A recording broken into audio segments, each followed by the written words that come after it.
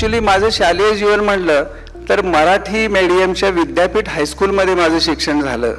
आणि आमच्या शाळेचं वैशिष्ट्य असं की आमच्या शाळेत आणि अंबाबाईचं देऊळ हे वॉल टू वॉल आहेत.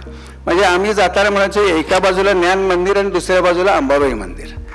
आणि त्यामुळे त्या शाळेपासूनच जवळजवळ ती 10-12 वर्ष मला अंबाबाईचं दर्शन रोज सकाळ संध्याकाळ व्हायचं म्हणायला हरकत नाही. आणि ती एक भक्ती आणि श्रद्धेची बीज माझ्यामध्ये अजूनही आहे. आमच्या शाळेचं एक ब्रीदवाक्य होतं, भक्ती ईश्वराची आणि सेवा मानवाची. ते आमच्याकडनं म्हणून घ्यायचे, पण शाळा संपली तरी सुद्धा मला त्याचा अर्थ कधी कळला नव्हता. पण जेव्हा मी डॉक्टर झालो आणि जेव्हा प्रॅक्टिसमध्ये आलो तेव्हा मला खरं कळलं की भक्ती ईश्वराची करायची असते आणि सेवा मानवाची करायची असते आणि त्यातून आनंद कामाचा घ्यायचा असतो. आणि तो मी अजूनही माझ्या आयुष्यात रोज एन्जॉय करत आहे. ॲक्च्युली ह्या शाळेच्या शिकवण आणि संस्कार या सगळ्या गोष्टींमध्ये शिक्षक आणि पालक आईवडिलांची भूमिका अत्यंत महत्त्वाची ठरली.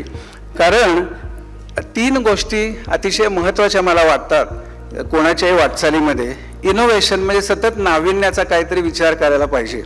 कारण नाविन्य नाही राहिलं तर तोचपणा येऊन एक ठराविक स्टेजला माणूस कंटाळून जातो. तर प्रत्येक गोष्टीत काहीतरी नाविन्य बघायला पाहिजे. नुसतेच नाविन्य बघून चालणार नाही, त्याच्यासाठी हार्डवर्क सुद्धा करायला पाहिजे, अपार कष्ट घ्यायला पाहिजेत. आणि तिसरा मुद्दा परफेक्शन, म्हणजे कष्टही करायला पाहिजेत, नाविन्यही पाहिजे. आणि परफेक्शन म्हणजे जे काम आपण करू त्याच्यात अचूकता साधणं हे अतिशय गरजेचं आहे. याचे लहान लहान धडे लहानपणापासून मला मिळाले म्हणजे असे की मला वाटते ते 1970-71 साल असावं. आणि 7वीची स्कॉलरशिपची एक परीक्षा होती. तर त्या परीक्षेला मला 98 मार्क पडले 100 पैकी गणितात. शाळेत सगळ्यांनी शाबासकी दिली. घरी गेल्यानंतर आईवडिलांनी पण शाबासकी दिली. पण त्यांनी पहिल्यांदा सांगितलं की हे 2 मार्क गेले कुठं ह्याचं ॲनालिसिस कर.